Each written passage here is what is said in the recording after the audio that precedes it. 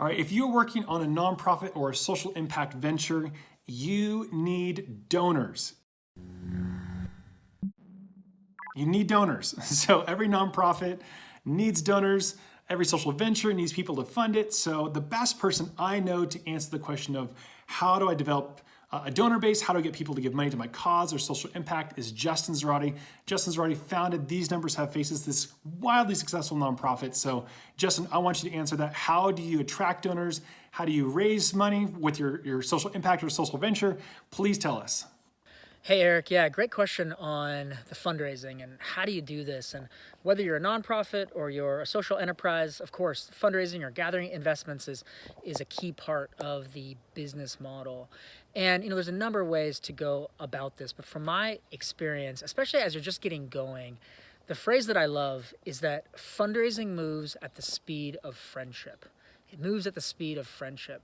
And I think that I see people that will, they'll launch something, they'll try and get it going, they'll have a cool idea maybe, but they kind of forget to just bring in other people. They forget about the deep relational part of this. And the reality is too that there's this weird kind of mentality within the nonprofit space of like, we're a poor nonprofit, you're a rich person, say, can you fund the thing that I am doing hat in hand? And I want to really flip that on its head. Firstly, it's about friendship, it's about relationships. But two, what you get to do is invite people in to a really meaningful journey. Most folks out there work jobs that they don't like. They lead a life 9 to 5, maybe that's kind of boring, and we all want to do something good in the world. We all want to make a name for ourselves. We want to be known for something. We want to do something bigger than ourselves. But most folks never venture out to actually start it.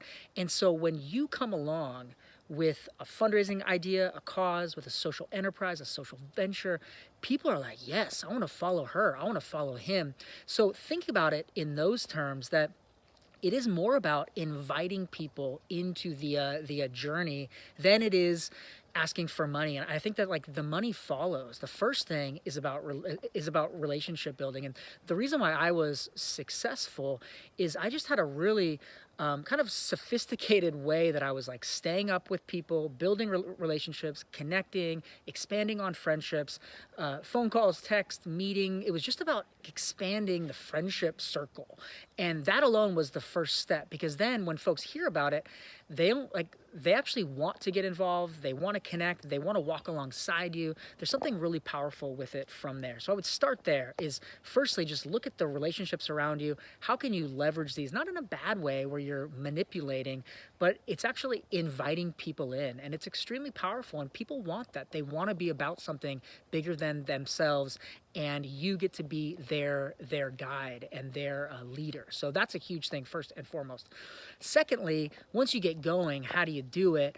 The mechanism that I think is most effective is about simplicity and about clarity and about making an ask that is so obvious. And I think that the most successful nonprofits, the folks who are the most successful in fundraising, be it a for-profit, nonprofit, a venture, whatever it is, they have a clarity of a message. And I see a lot of nonprofits that try and do too much. They try and look, we do water, we do food, we do housing, we do environmental stuff, we do this.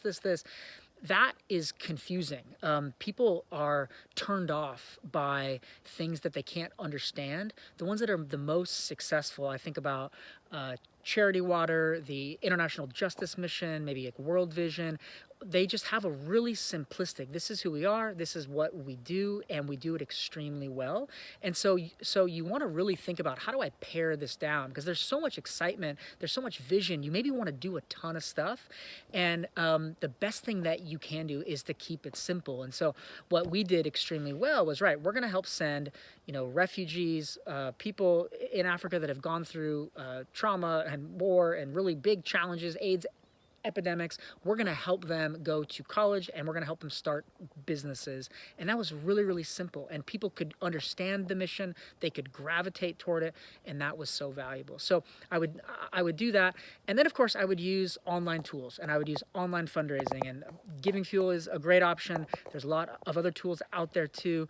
But as a means to get stuff out in front of people online, use all the modern tools from social media and text to give and online giving, crowd fundraising and things like that. Those are all great tools as a means to meet folks where they are at today.